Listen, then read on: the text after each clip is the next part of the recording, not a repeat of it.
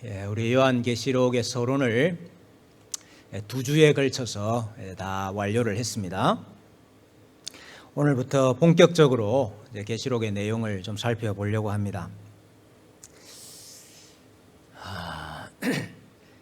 계시록을 쉽게 설명을 해야 될 거 아닙니까, 그죠?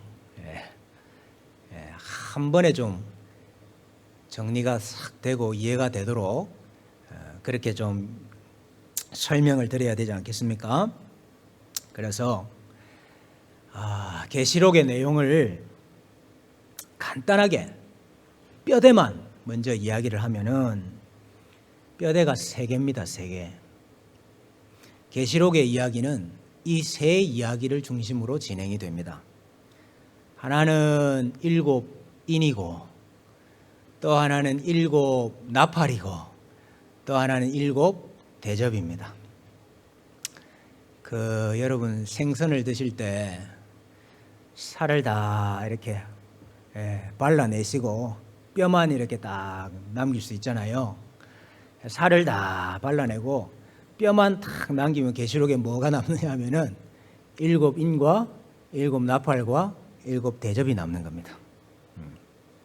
그리고 이제 그 계시록의 이야기들은 그 사이사이에 들어가는 이야기들로 이루어져 있어요. 7인 다음에 나오는 이야기가 이제 14만 4천 명이 14만 4천 명 인을 치는 장면, 이제 그게 나오는 거고, 7 나팔 이야기 중간에 나오는 게 뭐냐 하면 사단과의 전쟁, 또 심판, 또 거기도 14만 4천 명이 나옵니다. 그 이야기가 중간에 또 끼어 나오는 것이고, 그 다음에 이제 7 대접 이야기가 끝나고 난 다음에 바벨론이 멸망했다 하는 선언을 하고, 그 다음에 1000년 동안 왕노릇 하는 것이 나오고, 그 다음에 또 새하늘과 새 예루살렘 땅에 대한 이야기가 나오는 거예요. 그러니까 계시록의 이야기는 7인과 7 나팔과 7 대접의 이야기로 진행이 되는데, 그 사이사이에 들어가는 장면들, 각각의 이야기들이 추가가 되어 있다, 이렇게 이해를 하시면 요한계시록이 쉽게 이해가 됩니다. 그래서 이제 결국 이 요한계시록에 대한 해석은 이 7인과 7 나팔과 7 대접이 뭘 이야기하는 거냐, 거기에 따라서 이제 해석의 차이가 생기는 겁니다. 그 해석이 가장 중요한 해석이에요. 제가 비교를 조금 해서 설명을 좀 드릴게요. 그 계시록을 보는 큰 4가지 견해가 있다고 그랬지 않습니까? 과거주의적인 해석이 있고, 미래주의적인 해석이 있고, 역사주의적인 해석이 있고, 이상주의적인 해석이 있다. 크게 4가지 해석이 있다고 그랬잖아요. 이 4가지 해석자들이 이 7인, 7 나팔, 7 대접을 해석하는 게 각각 이렇게 틀려요. 먼저 역사주의자들. 역사주의가 계시록 어떻게 해석한다고 그랬습니까? 4장 이후에 일어나는 일들이 우리의 그 실제 역사 속에서 차례대로 이루어져 가고 있다, 그렇게 보는 거예요. 그래서 이제 이 역사주의자들은 7인은 로마가 망하는 것으로 그렇게 봅니다. 로마가 망하는 것으로. 그 다음에 이제 7 나팔이 나오잖아요. 7 나팔은 이제 로마 이후에 각 그 나라들이, 제국들이 망해가는 역사다, 이렇게 보는 거예요. 그래서 구체적으로 이런 식으로 이야기를 해요. 6번째 나팔은 1453년 투르크에 의해서 콘스탄티노플이 함락되는 거다. 그러니까 이 역사주의자들은 굉장히 그 실제 역사 속에서 일어난 일을 이렇게 대입을 다 시키려고 하는 거예요. 이제 7 나팔 이야기 중에 그 사이에 들어가는 이야기 중에 하나가 그 요한이 작은 책을 받아 먹는 이야기가 나옵니다. 그걸 어떻게 해석을 하느냐 하면은, 작은 책은 이제 인쇄술이 발전을 해가지고, 인쇄술이 발명이 되고 발전을 해가지고 유럽의 각 교회들에서 미사할 때 이제 성경이 사용되게 된 거다. 요한이 작은 책 받아 먹은 게 그 유럽의 각 교회들이 이제 성경책 사용하게 된 거다, 이렇게 이제 해석을 하는 거예요. 그리고 이제 그 다음에 일곱 대접이 나오잖아요. 일곱 대접의 이야기는 18세기 프랑스 혁명부터 시작해서 그 이후의 역사들을 기록하고 있는 거다, 이렇게 보는 겁니다. 근데 또 이게 또 다 사람마다 달라. 예, 역사주의적으로 해석하는 분들 중에도 이게 또 다 또 자기 나름대로 또 다 달라요. 이게 이게 다 설교가 나가고 이러니까 또 제가 말을 또 함부로 못 하겠네.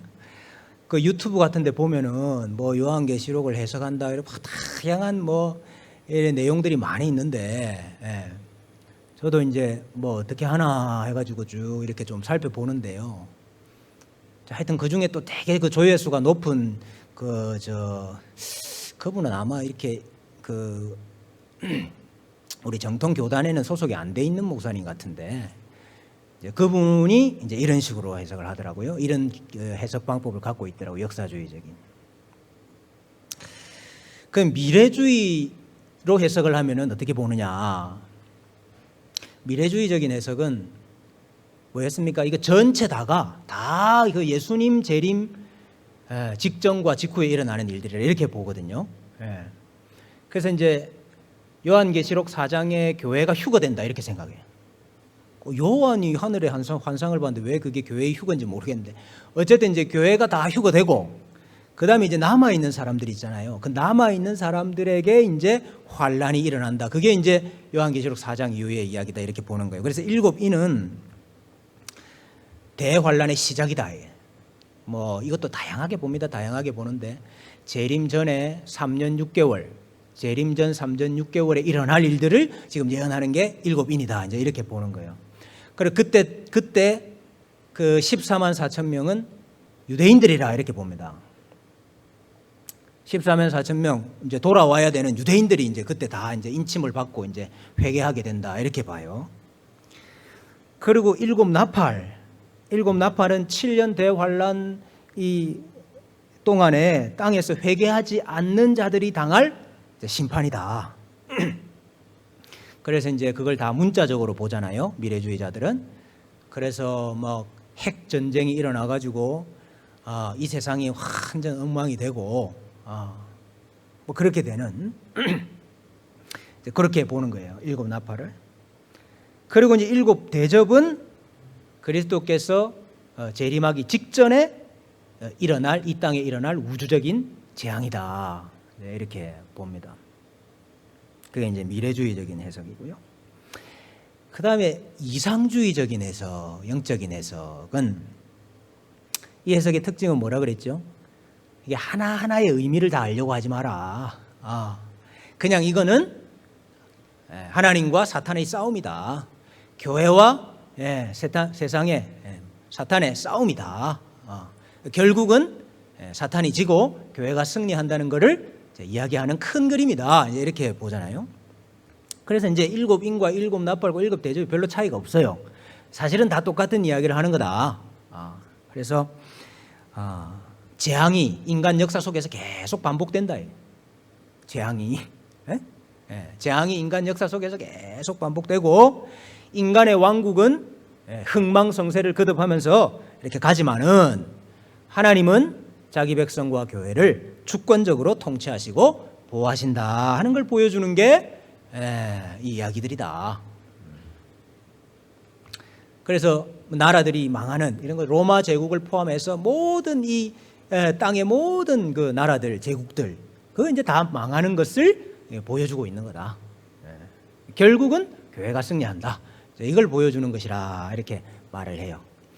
그래서 이제 이게 요한계시록 주석을 쓰면은 이상주의적으로 해석을 하면은요, 쓸 게 별로 없어요. 이상주의적으로 해석을 하면은 이게, 왜냐하면 뭐 하나하나 다 의미가 뭐 그렇게 있는 게 아니니까, 그냥 뭐 큰 그냥 그림을 보여주는 거니까. 그래서 요한계시록 그 주석들 중에 얇은 거는 전부 다 이상주의적으로 해석을 하는 거예요. 그런데 저는 이 세 가지 해석이 다 옳지 않다고 생각을 한다고 말씀드렸죠. 왜냐하면 사도 요한이 기록하던 그 시대를 전혀 무시하고 있다. 사도 요한은 분명히 그 계시를 받아가지고 그 당시에 소아시아의 7 교회들에게 보냈는데, 그 7 교회들에게 이 말씀이 무슨 의미가 있는지는 전혀 무시해버리고 자꾸 우리 시대, 지금 내가 사는 이 시대, 여러분 성경으로 시대를 해석해야 되는 거지, 우리 시대를 갖고 성경을 해석하면 그게 거꾸로 되는 거예요. 그래서 저는 이 앞에 세 해석은 다 옳지 않다 생각을 하고 과거주의적으로 해석을 해야 된다 이렇게 생각을 하는 것입니다. 그래서 과거주의적으로 해석을 한다는 말은 뭐라 그랬죠? 요한계시록에 나오는 이 심판의 이야기가 1세기 당대 그 시대 옛 언약을 끝내는 심판이고 이제 새 언약을 시작하는 그 마지막 그 말세에 대한 예언이다 이렇게 이제 보는 겁니다. 그래서 주 내용이 뭐냐면 예루살렘과 성전이 멸망하고 옛 언약이 끝나는, 이것이 요한계시록의 핵심 주제다 이렇게 보는 것이죠. 그러면 이제 과거주의적으로 보면은 이 7인과 나팔과 대접을 어떻게 해석하느냐? 과거주의 안에도 크게 세 가지로 나누어집니다. 견해가. 첫 번째 견해는 7인, 7나팔, 7대접이 다 예루살렘을 향한 언약적인 심판을 이야기하는 것이고 그 동일한 내용을 반복하고 있는 것이다 이렇게 보는 겁니다. 그러니까 7인과 7나팔과 7대접은 사실은 다 똑같은 이야기 하는 건데 그 이야기는 예루살렘이 망하고 성전이 망하고 옛 언약이 끝난다 하는 이야기를 반복하고 있는 거다 이렇게 보는 게 이제 첫 번째 견해고, 두 번째 견해는 7인과 7나팔은 유대와 로마 간의 전쟁을 묘사하고 있는 것이고 마지막 7대접은 로마가 망하는 것을 예언한 것이다 이렇게 보는 거예요. 그러니까 앞에 두 개는 이스라엘이 망하는 거고 마지막 7대접은 로마가 망하는 거다 이렇게 해석하는, 이렇게 보는 견해가 있어요. 그게 두 번째고, 세 번째 견해는 이걸 이제 그 당대의 역사로 보는 거예요. 7인은 예수님 초림부터 시작해가지고 예수님께서 이제 십자가에 죽으시고 부활하시고 승천하신까지의 역사고, 그 다음에 7나팔은 오순절 성령 강림부터 시작해가지고 AD 70년 이전까지 그 역사고, 그 다음에 7대접은 이제 마지막 AD 70년에 성전이 망하는 이야기를 하고 있는 거다 이렇게 보는 거예요.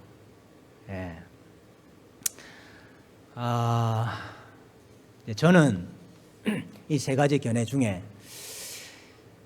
3번도 굉장히 일리는 있습니다. 여러분 자세하게 보시면 3번 견해도 굉장히 일리는 있는데 3번 견해로 봤을 때 7인을 과연 그렇게 역사적으로 해석할 수 있느냐 하는 저는 의문이 있습니다. 그래서 저는 첫 번째 견해를 취합니다. 그러니까 7인과 7나팔과 7대접은 다 동일하게 예루살렘과 성전에 대한 멸망, 옛 언약에 대한 심판을 반복적인 상징으로 묘사해주고 있는 것이다. 저는 이렇게 보는 겁니다.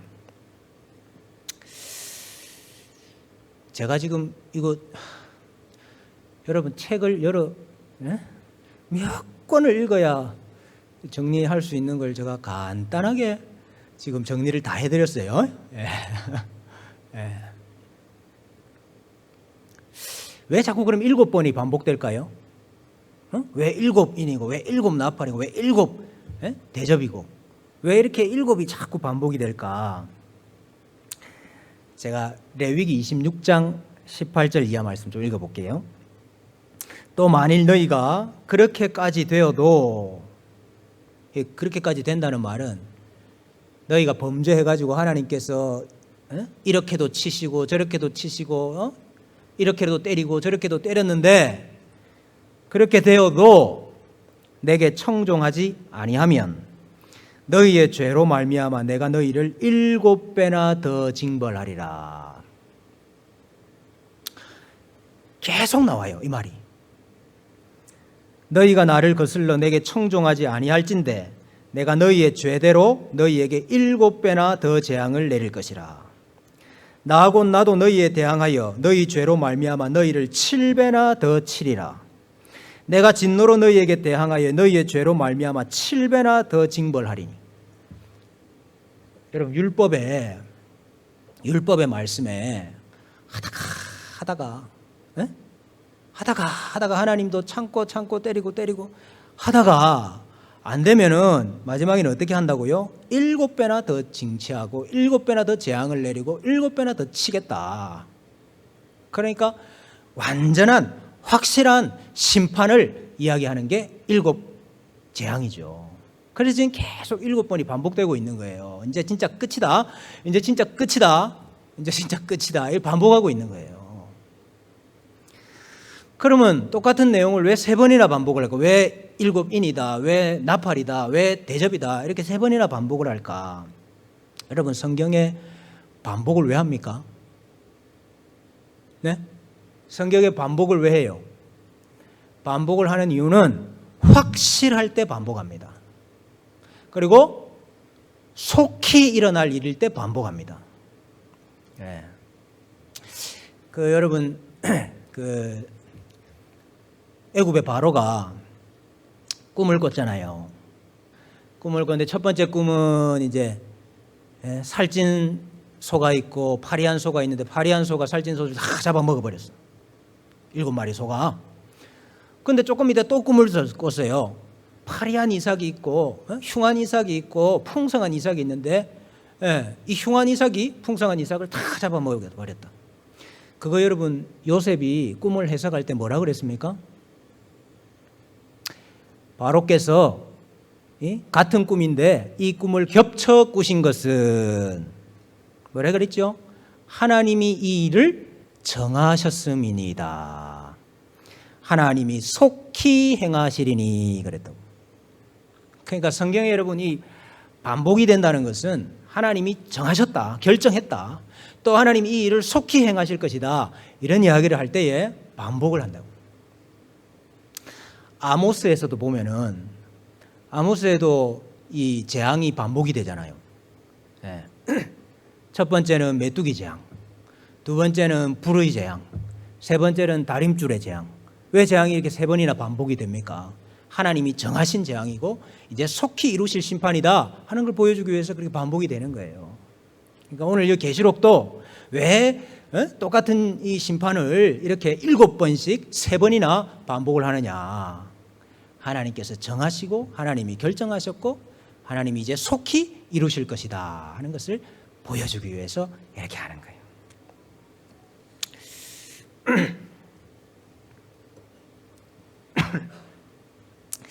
자, 그러면은 이제 우리가 먼저 7인을 떼는 장면을 이제 좀 먼저 보도록 하겠습니다. 요한이 하늘에 올라가 가지고 천상에서 일어나는 일을 봤어요. 천상에서 일어나는 일 때문에 땅에서 일이 생겨요. 예. 그래서 천상에 올라가서 보니까 하나님께서 계시고 그 앞에 4생물이 있고, 여러분이 4생물이 하나는 사자 같고 하나는 송아지 같고 하나는 사람 같고 하나는 독수리 같거든요. 여러분, 이것은 뭐 다양하게 해석하지만은 이것은 한마디로 요약하면은 하나님께서 만드신 모든 피조물의 각 영역을 대표하는 것입니다. 예. 하나님께서 창조하신 피조물의 모든 것을 대표하는 거예요. 이 4생물이. 그러니까 4생물이라는 건 하나님의 모든 피조물들이라고 보면 되는 거예요. 이들이 이제 천사지요. 이들이 이제 앞에 서 있고 또 그 앞에 24장로들이 보좌에 앉아 있습니다. 왜 24장로냐? 대부분이 다 여러분, 구약에는 12지파를 통해 가지고 이스라엘이 형성이 되고 신약의 교회는 12사도를 통해서 교회가 생성이 돼요. 그러니까 옛 언약과 새 언약을 대표하는 수가 12, 12인 거예요. 그래서 12장로다 그러면 구약과 신약의 모든 하나님의 택자들, 그들을 대표해 가지고 지금 24 장로가 그 앞에 앉아 있는 거예요. 그 앞에 앉아서 뭐 하느냐? 찬송하고 있습니다. 찬송. 무슨 찬송을 하고 있죠? 요한계시록 4장 한번 보십시오. 4장. 요한계시록 4장 8절에 보니까 내 생물은 이렇게 찬양을 해요. 거룩하다 거룩하다 거룩하다 주 하나님 곧 전능하신 이여 전에도 계셨고 이제도 계시고 장차 오실 이시라 이렇게 찬양하고 있고, 그 찬송을 이어받아고 24 장로들이 뭐라고 찬송합니까? 11절 우리 주 하나님이여 영광과 존귀와 권능을 받으시는 것이 합당하오니 주께서 만물을 지으신지라 만물이 주의 뜻대로 있었고 또 지으심을 받았나이다. 찬송을 하고 있어요. 하늘에는 찬송이 가득해요. 근데 이제 자세히 보니까 그 보좌 앞에 앉으신 이의 손에, 오른손에 두루마리가 하나 들려 있는 것을 봅니다. 두루마리 아시죠, 여러분? 우리 같은 이런 책이 아니고 이렇게 둘둘둘둘 말아가지고 표면은 길게 펴주고 거기에 이제 글을 쓰지 않습니까? 뭐 파피루스로 만들기도 하고 짐승의 가죽으로 만들기도 하고 두루마리가 들려 있는 것을 봤어요. 근데 그 두루마리를 자세히 보니까 7인으로 봉해져 있어요. 여러분 7인으로 봉해져 있다는 말이 무슨 말입니까? 요즘은 이런 게 잘 없어가지고 좀 이해하기가 어려운데, 두루마리를 이렇게 말아야 될 거 아닙니까? 뭐 그냥 말아놓으면 쑥 다시 풀릴 거 아니에요. 그래서 조금 말고 여러분 그 촛물 같은 거 있잖아요. 촛농 같은 거 이런 게 떨어뜨려 가지고 이렇게 꾹 누르면은 이게 마르면서 딱 달라붙잖아요. 그게 이제 인입니다.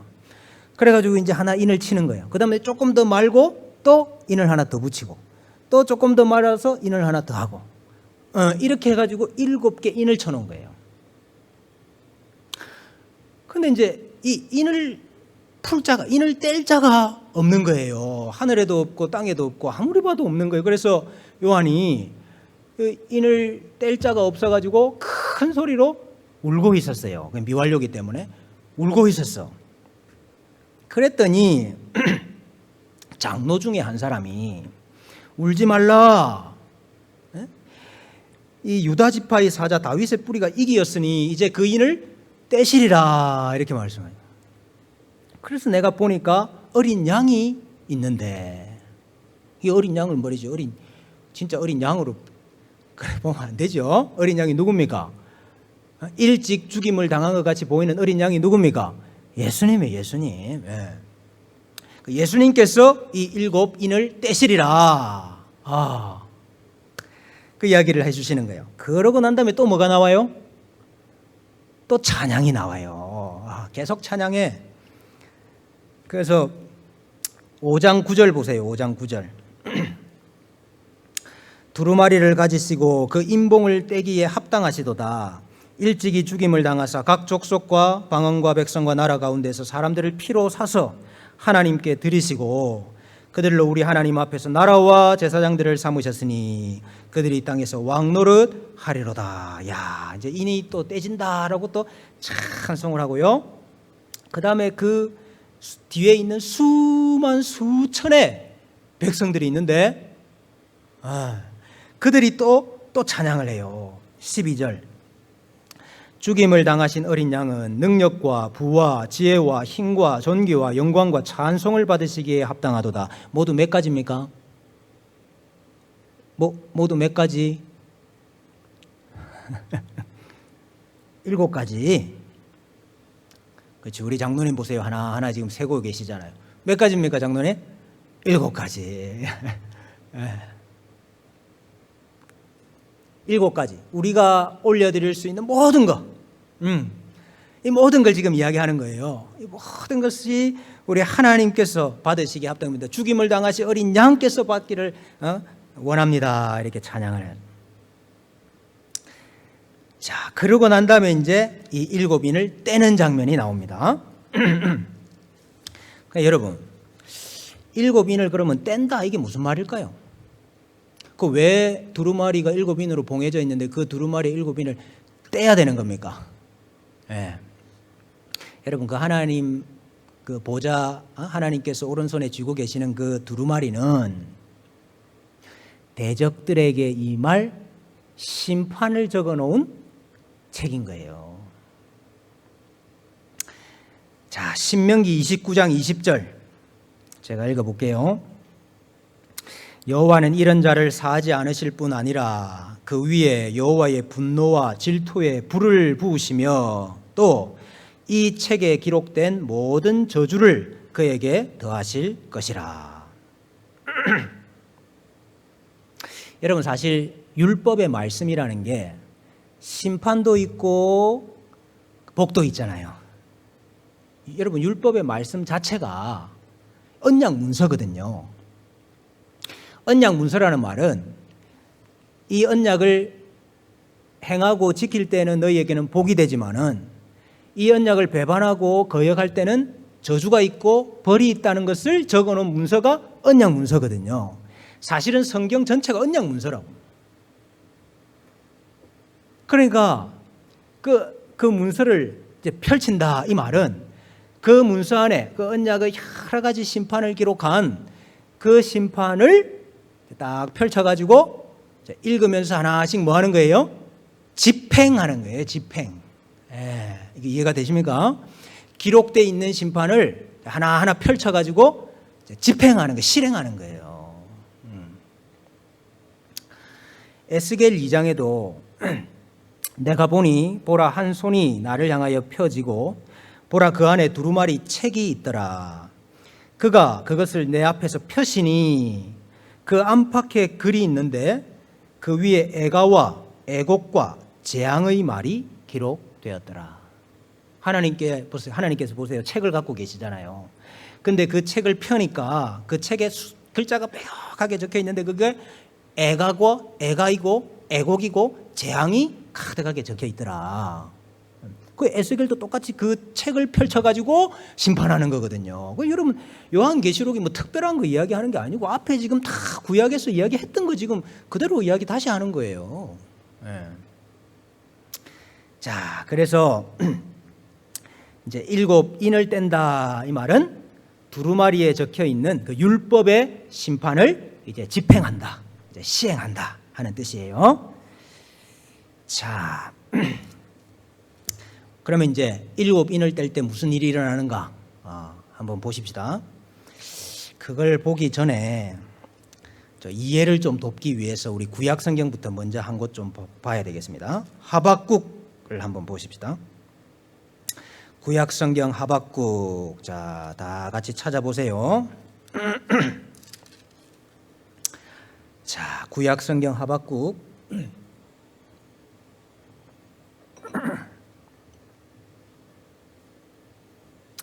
1304페이지 정도 됩니다.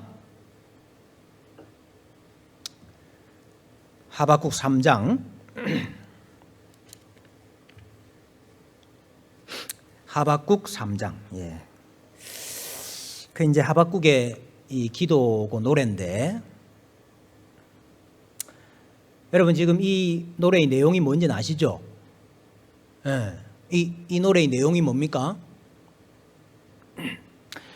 하박국이 이스라엘 백성들을 어떻게 이렇게 타락하고 어떻게 이렇게 포악하고 강포하고 어떻게 이렇게 손에 피를 흘릴 수 있습니까?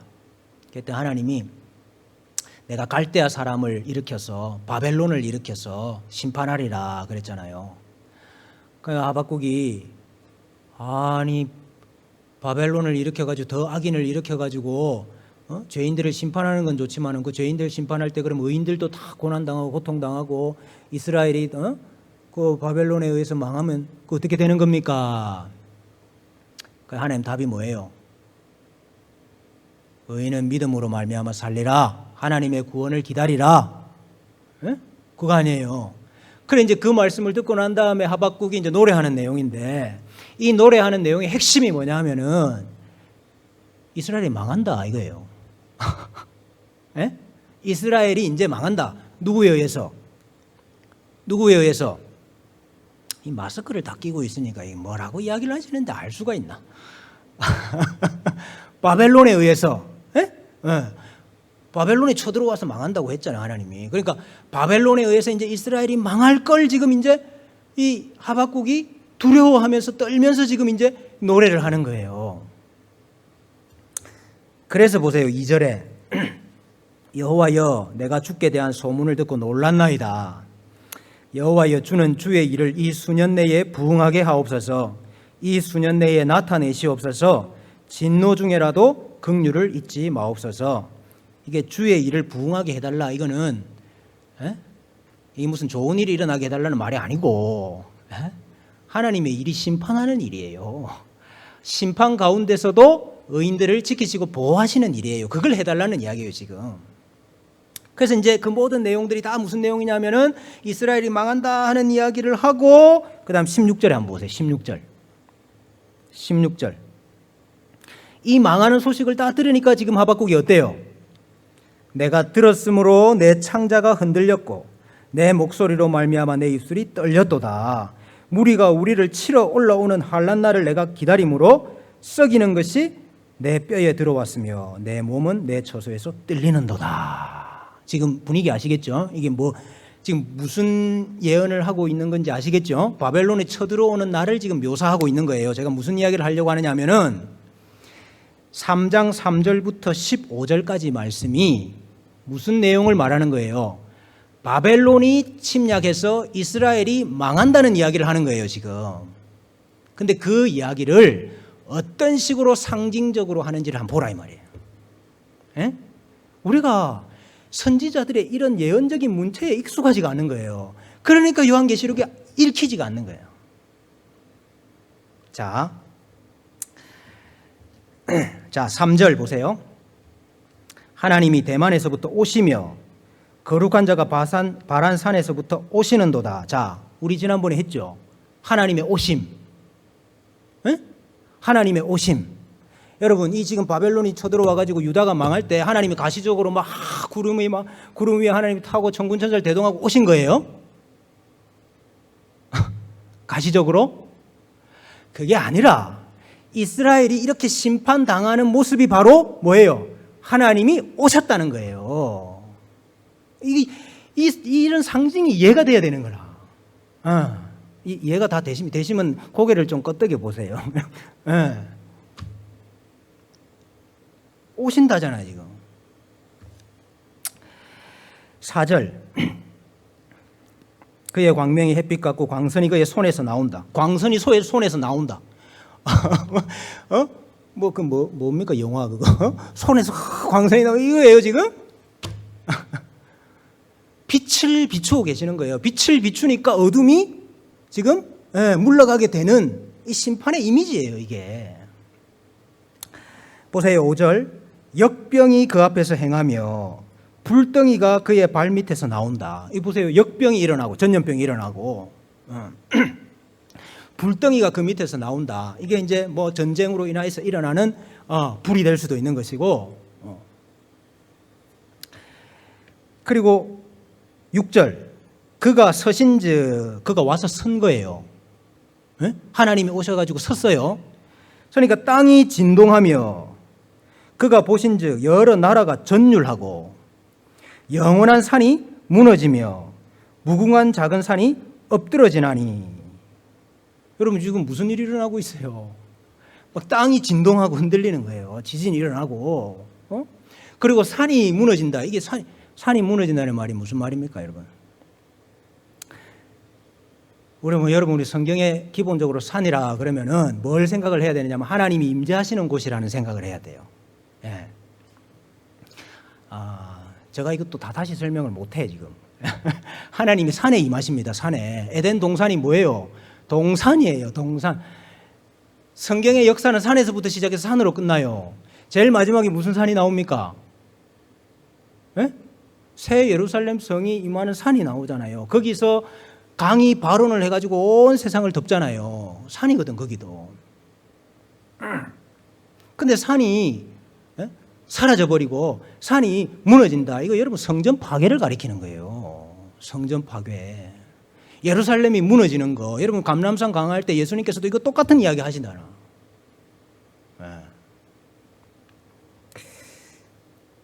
그 다음에 8절 여호와여 주께서 말을 타시며 구원의 병거를 모시오니. 지금 하나님이 어떻게 오셔요? 말을 타고 오시고 병거를 타고 오신대요. 이게 그럼 진짜로 뭐 말을 지금 이리야 해가지고 오시는 거예요? 이게 지금 천사들을 묘사하는 거예요. 천사들이 하나님이 타시는 병거잖아요. 바람 날개고 화염이고. 그러니까 지금 천사들을 대동하고 오신다는 거예요. 그걸 말을 타고 병거를 모시는 걸로 묘사를 하는 거예요. 9절에 주께서 활을 꺼내시고 화살을 바로 쏘셨나이다. 주께서 강들로 땅을 쪼개셨나이다. 여러분 이거 이해가 됩니까? 강들로 땅을 쪼개셨다. 산은 하나님이 임재하시는 곳이고 하나님을 만나는 곳이고 산은 하나님 백성의 공간이라고 한다면은 강이나 바다는 대적들이 사는 곳이고 대적들이 활동하는 곳이고 그 사탄이 어디서 나와요? 바다에서 올라오잖아요. 이방을 상징하고 그러거든요. 그러니까 이게 무슨 말이에요? 강들로 땅을 쪼개셨다. 이게 무슨 말입니까 그러면? 이게 지금 바벨론이 침공해가지고 지금 이스라엘이 망한다 그 이야기를 하는 거예요. 이게 이해가 되시나 모르겠네. 바벨론을 들어가지고 이방의 창이란 하수, 여러분 생각이 나셔야 되는데 성경을 많이 읽으신 분은 이게 생각이 나요. 이방은 창이란 하수예요. 그 하수를 끌어들여가지고 땅을 덮어버리는 거예요. 그게 이방에 의한 이스라엘 심판을 상징하는 거예요. 그래서 지금 10절에 보세요. 산들이 주를 보고 흔들리며 창수가 넘치고 바다가 소리를 지르며 손을 높이 들었나이다. 여러분 바다가 어떻게 손을 높이 들어요? 바다가 손을 높이 들었다는 말이 무슨 말입니까? 마치 그 바벨론 군사들이 저것들을 무너뜨리자 하면서 달려들어오는 그 모습을 바다가 이 파도가 일고 창수가 있는 것으로 지금 묘사를 하고 있는 거란 말이에요. 그래가지고 바다가 지금 뭘 덮어버렸어요? 산을 덮어버린 거라. 11절 마지막에 해와 달이 그 처소에 멈추었나이다. 여러분 이거 지금 해와 달이 멈췄다는 게 그러면 바벨론에 의해서 예루살렘이 멸망할 때 진짜로 저 해와 달이 딱 멈췄다 그 말입니까? 이게 상징적인 표현이거든. 여러분 저 해, 달, 별, 하늘의 광명체들 뭘 상징한다 그랬어요? 아니 하나님이 해와 달과 별을 지으시면서 목적을 이야기하셨잖아요. 목적을. 그 목적이 뭐였습니까? 큰 광명체로 낮을 뭐하게 하시고 주관하게 하시고 작은 광명체로 밤을 주관하게 하시다. 주관한다는 말이 무슨 말입니까? 다스린다는 말입니다. 다스린다는 말. 그래서 해, 달, 별들은 다스리는 것을 상징해요. 그래서 통치권, 왕들, 권세자들, 나라들, 임금들을 상징하는 게 이 해, 달, 별이에요. 그래서 여러분 해가 떨어진다, 달이 떨어진다는 말이 무슨 말입니까? 실제 저 해가 떨어지고 저 실제 달이 떨어진다는 말이 아니고 무슨 말이겠어요 그러면? 나라가 망한다는 말입니다. 나라가 망한다. 왕이 죽는다. 권세가 떨어진다. 그 말이에요. 그래 지금 이 해와 달이 왜 멈추고 해와 달이 왜 소멸되느냐? 이스라엘이 망하기 때문에요. 이스라엘이 가지고 있었던 특권, 권세, 그건 이제 잃어버린다 하는 상징인 거예요.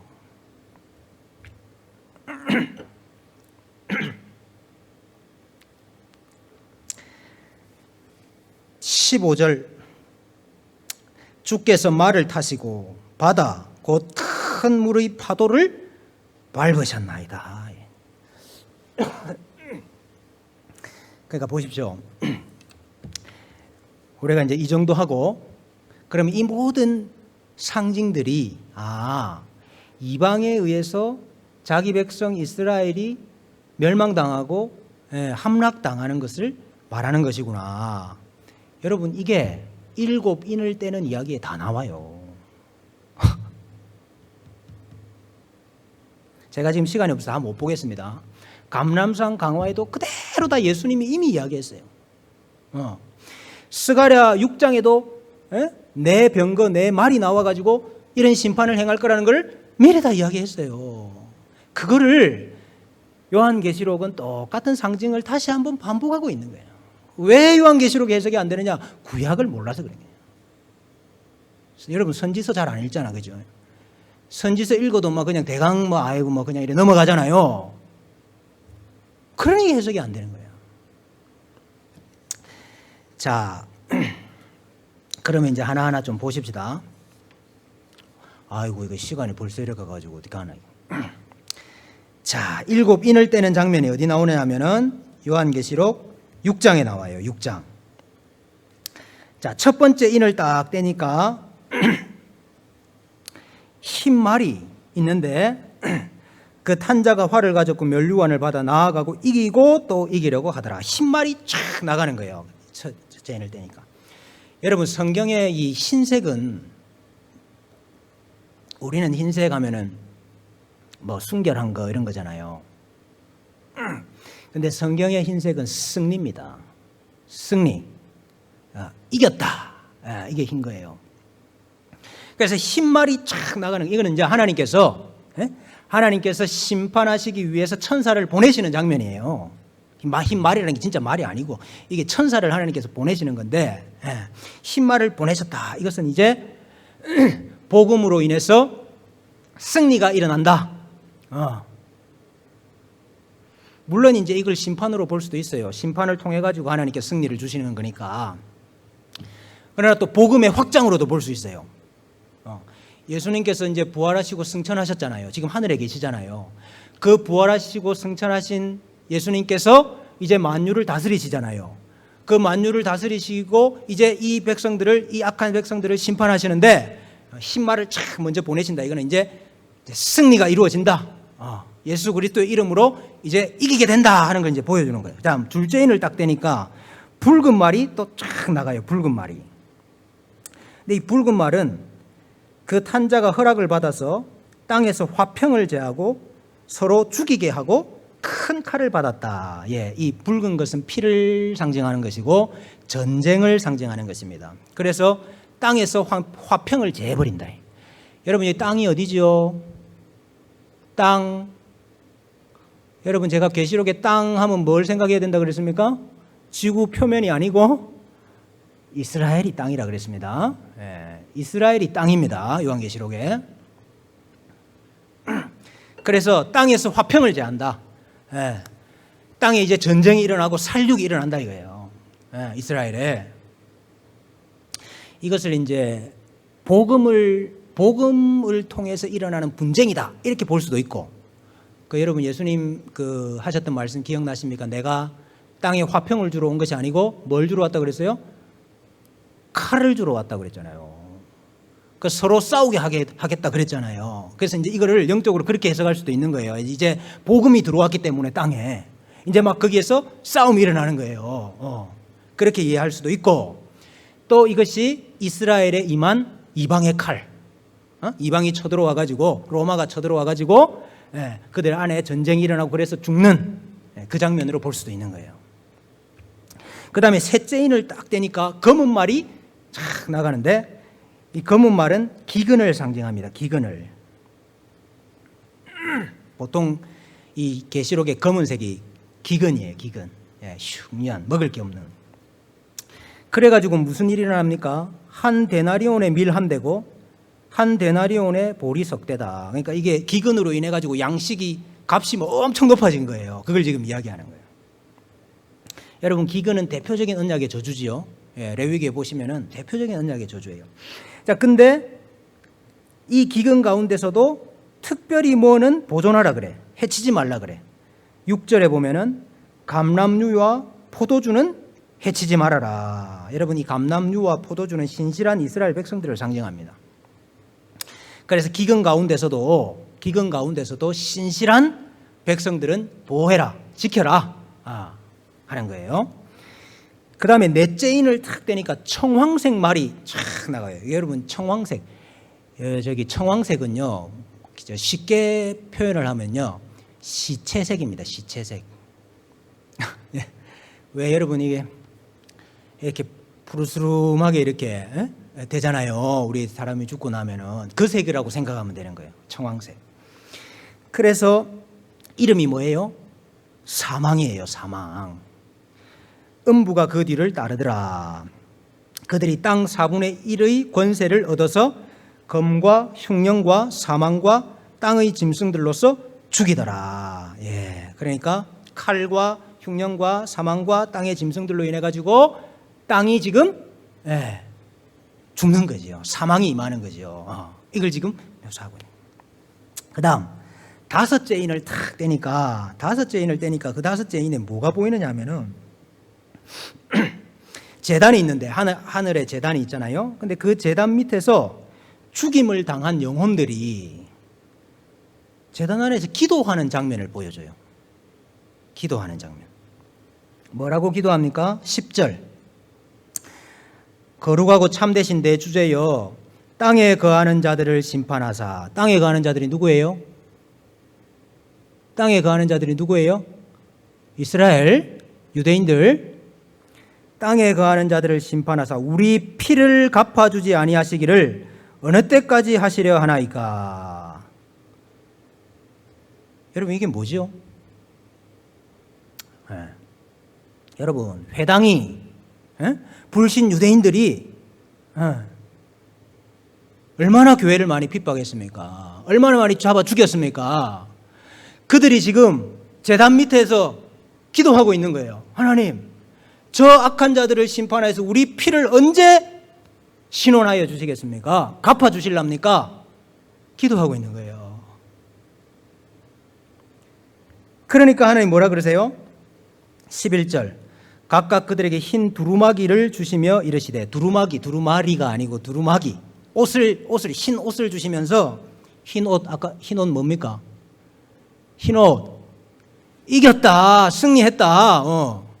흰 옷을 입혀주시면서 아직 잠시 동안 쉬되 그들의 동무 종들과 형제들도 자기처럼 죽임을 당하여 그 수가 차기까지 하라 하시더라. 아직까지 좀 더 차야 된다. 아직까지 순교자의 피가 좀 더 차야 된다. 아직까지 좀 더 환난을 당해야 되는 거예요. 지금 초대교회가 마지막 하나님께서 이스라엘을 심판하기 전까지. 그걸 차면은 내가 심판해 줄 테니까 조금만 더 쉬어라. 이게 다섯째 인을 떼면서 보여주신 거예요. 그러니까 이 말이 무슨 말입니까? 하나님이 지금 칼을 갈고 있는 거지 지금. 자기 백성이 지금 계속 기도하고 있고 지금. 여러분, 뭐가 생각납니까? 이런 거 할 때 생각나는 게 있어야 되는데, 예수님의 비유 중에 생각나는 거 뭐 없습니까? 예수님의 비유 중에 누가복음 18장에 보면은 하나님을 두려워하지 아니하고 사람을 무시하는 재판장이 한 명 있었어요. 근데 그 재판장에 한 과부가 밤낮으로 가가지고 뭐라 그럽니까? 내 원수에 대한 나의 원한을 풀어주소서. 여러분, 과부가 뭘 강구했는지를 잘 보세요. 내 원수에 대한 나의 원한을 풀어주소서. 근데 이 재판장은 나쁜 재판장이라 그 과부의 그 청원을 무시하는데 밤낮으로 와가지고 이야기를 하고 청원을 하니까 내가 귀찮아서라도 저 들어줘야 되겠다 그랬잖아요. 예수님께서 뭐라고 이야기하셨어요? 하물며 하나님께서 밤낮 부르짖는 택하신 자들의 원한을 풀어주지 아니하시겠느냐. 속히 그 원한을 풀어주시리라. 여러분, 이거 딱 지금 이 본문 이야기하는 거예요. 택자들의 밤낮 부르짖는 원한을 하나님이 이제 속히 풀어주시는데, 그날이 AD 70년인 거예요. 그 다음에 여섯 번째 인을 탁 떼니까 여섯 번째 인 12절 보십시오. 큰 지진이 나며 해가 검은 털로 짠 상복같이 검어지고 달은 온통 피같이 되며 하늘의 별들이 무화과 나무가 대풍에 흔들려 설익은 열매가 떨어지는 것 같이 땅에 떨어지고. 여러분 지금 이 해달별이 떨어지는 거네요. 여러분 이게 뭐라 그랬습니까? 막 땅이 흔들리고 지진이 나고 막 해달별이 떨어지고. 이거 뭐예요? 이스라엘의 권세가 이제 떨어지는 거예요. 망하는 거예요. 지금 그걸 이야기하는 거예요. 그리고 하늘은 두루마리가 말리는 것 같이 떠나가고 각 산과 섬이 제자리에서 옮겨진대. 똑같은 거죠? 하늘이 말리고 사라진다. 이거 여러분 제가 이사야서 강의할 때 했는데, 이사야서에서 하늘과 땅의 역할이 뭐예요? 하늘과 땅의 역할이 뭡니까? 이사야서에서 언약의 증인이라 그랬죠. 증인. 하나님이 언약을 맺고 난 다음에 증인을 누구를 세웠냐면 하늘과 땅을 증인으로 세운 거예요. 그래가지고 하늘아 들으라, 땅이여 귀를 기울이라. 왜? 내 말 좀 들어봐. 내가 저것들하고 언약을 맺었는데 저것들이 언약을 안 지킨다. 너네들이 증인이니까 증인을 좀 해봐. 그거예요. 하늘과 땅을 부르는. 근데 그 하늘과 땅이 이제 두루마리처럼 싹 말려가지고 싹 다 사라져버려요. 이게 뭐예요? 새로운 언약이 시작된다. 옛 언약은 끝났다. 옛 언약 세상은 이제 끝났다. 새로운 언약이 시작된다 하는 상징적인 표현인 것입니다. 자, 이해가 되시면 고개를 좀 까딱.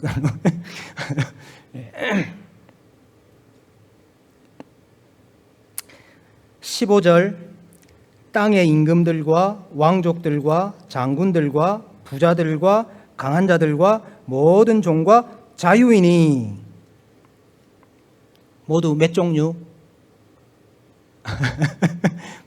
모두 몇 종류? 7종류. 땅에 사는 모든 사람이, 땅에 사는 모든 사람이, 땅에 사는 모든 사람, 땅에 사는 모든 사람이 어떻게 해요? 굴과 산들의 바위 틈에 숨어서 산들과 바위에게 말하기를 우리 위에 떨어져 보좌에 앉으신 이의 얼굴에서와 그 어린 양의 진노에서 우리를 가리라. 하나님의 진노가 얼마나 두렵고 무서웠으면은, 17절 그들의 진노의 큰 날이 이르렀으니 진노의 큰 날 누가 능히 서리요 하더라. 근데 이제 여섯 번째 인까지 딱 떼고 난 다음에 중간에 끼어드는 이야기가 하나 있어요. 끼어드는 이야기. 그게 뭐냐면 14만 4천 명이 인을 받는 장면입니다. 왜 이 이야기가 끼어드느냐 갑자기? 이유가 있어요. 오늘 이 여섯 번째 인까지 탁 떼고 나서 질문이 있잖아요. 누가 능히 서리요? 하나님의 진노가 이렇게 큰데, 와, 이 진노에서 그러면 전부 다 죽어버리겠네? 전부 다 망해버리겠네? 누가 능히 서리요? 이렇게 질문을 한 거예요. 그러면은 진짜로 그 진노에 막 한 사람도 남김없이 다 죽어버리겠습니까? 아니면은 하나님께서 택한 남은 자가 있겠습니까? 남은 자가 있는 거지. 남은 자가 있다 하는 걸 보여주는 게 14만 4천 명이에요. 아, 이해가 되십니까?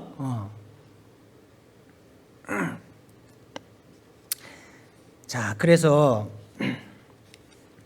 여러분 그 에스겔서에도 보면, 에스겔 9장에도 보면은 하나님이 이제 유다를 심판하시는데, 유다를 심판하기 전에 천사들을 보내가지고 하나님께서 택한 사람들 이마에다가 표시를 하라 그랬죠.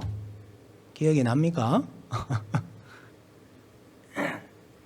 그게 뭐냐면 하나님은 심판 가운데서 모조리 다 멸망시키지 않습니다. 항상. 아무리 악하고 아무리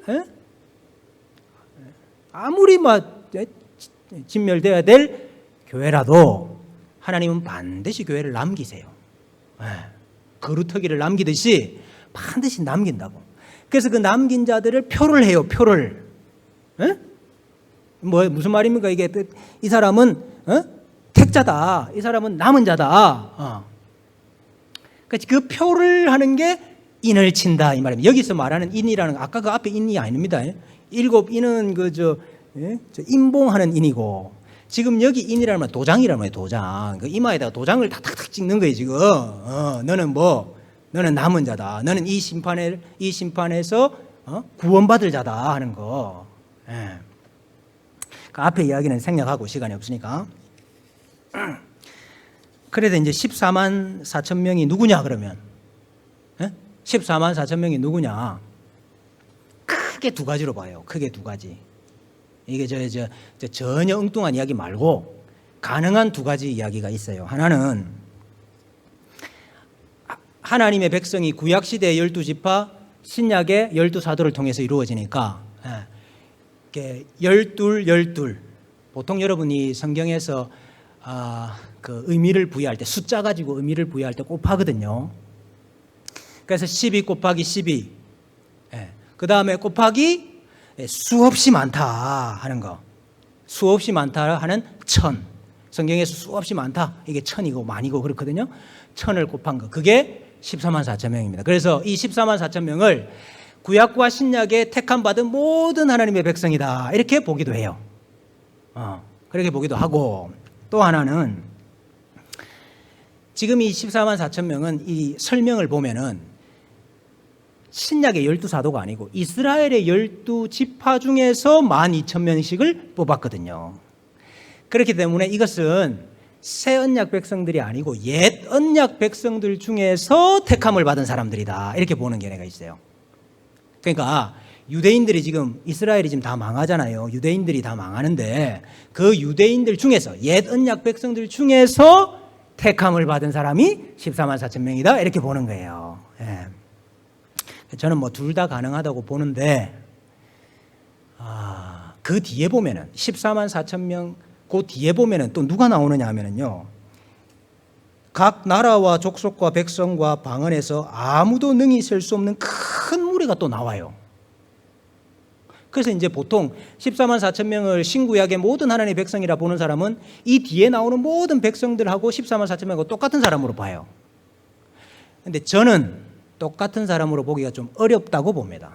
왜냐하면 이 요한계시록에 각 나라와 족속과 백성과 방언이라는 말은 이방인을 상징하는 말입니다. 예. 이건 거의 수거예요. 예. 각 나라와 족속과 백성과 방언 이러면 땅에 거하는 자들을 말하는 게 아니고 이방 족속들을 이야기하는 거라고요. 그렇기 때문에 저는 이 14만 4천 명은 옛 언약 백성들 중에서 택함을 받은 자기 백성들. 그러니까 하나님이 이스라엘을 망하게 하시지만은 그 가운데서 택함을 받은 사람들을 불러내시는 거예요. 여러분, 제일 첫 번째로 불러냄을 당한 인을 친 사람이 누구예요? 제일 처음이라 하니까 좀 어렵다, 그죠? 유대인들 중에 말입니다. 유대인들 중에 예수 믿고 돌아오는 사람들 있잖아요. 여러분 사도행전에 보면 나오잖아요. 그 사람들이 14만 4천 명인 거예요. 예수님께서 마지막 예루살렘 성을 멸망시키기 전까지, 이 전까지 여러 회당과 유대인들 가운데서 예수를 믿고 돌아오는 이 모든 사람들을 지금 상징적으로 14만 4천 명이라고 말하고 있는 것이고, 그 이후에 뒤에 많은 이 이방의 백성들, 흰옷을 입은 많은 무리들이 나와요. 그들은 누굽니까? 새 언약으로 말미암아 하나님의 백성된 자들, 여러 이방 백성들 중에도 하나님의 백성된 자들이 함께 다 모여오고 있는 거예요. 그래서 또 뭐합니까? 또 뭐예요? 찬양해요. 찬양. 7장 10절 구원하심이 보좌에 앉으신 우리 하나님과 어린 양에게 있도다. 12절 아멘. 찬송과 영광과 지혜와 감사와 존귀와 권능과 힘이 우리 하나님께 세세토록 있을지어다. 아멘. 모두 몇 가지? 모두 몇 가지? 7가지. 그랬더니 하나님께서 이렇게 복을 하십니다.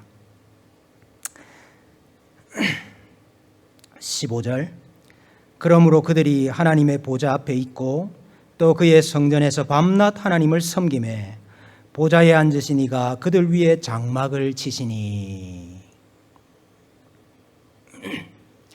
이 장막을 쳤다는 말이 그 성막을 지었다 이 말입니다. 그들 위에 성막을 만드신 거예요. 그들 위에 성전을 지으신 거예요. 오늘 우리 오전에 했잖아요. 네? 우리 교회가 새 성전이 된 거예요. 하나님께서 이 위에 장막을 치신 거예요. 하나님의 집이 된 거예요. 그들이 다시는 줄이지도 아니하며 목마르지도 아니하고 해나 아무 뜨거운 기운에 상하지도 아니하리니. 왜 줄이지도 않고 목마르지 않습니까? 하나님께서 영생하도록 있는 생명의 양식을 먹이시고 마시게 하시기 때문입니다. 그게 예수 그리스도의 몸이고 예수 그리스도의 피예요. 우리에게 그 양식을 날마다 주시기 때문에 우리는 더 이상 줄이거나 목마르지 않다. 이는 보좌 가운데 계신 어린 양이 그들의 목자가 되사 생명수 샘으로 인도하시고 하나님께서 그들의 눈에서 모든 눈물을 씻어 주실 것임이라. 지금 한번 생각을 해보십시오. 7 교회가 얼마나 지금 심각한 고난을 당하고 있습니까? 에? 회당에 의해서, 유대인들에 의해서, 로마에 의해서 얼마나 지금 핍박을 당하고 있고, 오늘 같이 예배 드렸던 사람이 다음 주에 잡혀가지고 끌려가고 죽임을 당하고 하늘나라 간다 이 말이에요. 오늘 우리가 함께 예배를 드리면 다음 주에 만날 수 있을지 없을지 모르는 그 7 교회 가운데 하나님께서 지금 이 위로와 약속을 해주시는 거 아니에요. 목 베어서 순교당한 너희들 조금만 더 기다리라. 그리고 땅에서 너희들 나를 예배하는 너희들 내가 목마르지 아니하게 하겠고 배 고프지 않게 하겠고 내가 너희 위에 장막을 치겠고 해를 막아주겠고 뜨거운 것을 막아주겠고 내가 너희의 목자가 되어 생명생길로 인도하리라. 내가 너희의 눈에서 눈물을 닦아주리라. 얼마나 큰 위로가 되는 말씀이냐 이 말이에요. 자, 여러분 7 인을 뗀다 하는 의미가 뭡니까? 대적들에 대한 심판을 집행한다 하는 말이고 14만 4천 명에게 인을 친다 하는 말은 무슨 말입니까? 이 심판 가운데서도 하나님께서 남은 자들을 구원하시고 택자를 보호하실 것이다. 그래서 우리도 무슨 찬양을 하는 겁니까? 구원하심이 보좌에 앉으신 이와 어린 양께 세세토록 있을지어다. 여러분 우리도 이 찬양 해야 되겠습니까? 말아야 되겠습니까?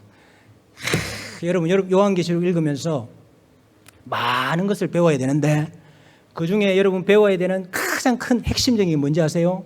찬송이에요. 찬송. 천국에서 무슨 찬송 부르는지 좀 미리 좀 배워서 가십시다. 예? 아니 지금 천국에서 지금 다 이 찬송 부르고 있는데 천국 갈 사람들이 찬송을 미리 좀 배우고 가야 될 거 아닙니까? 예.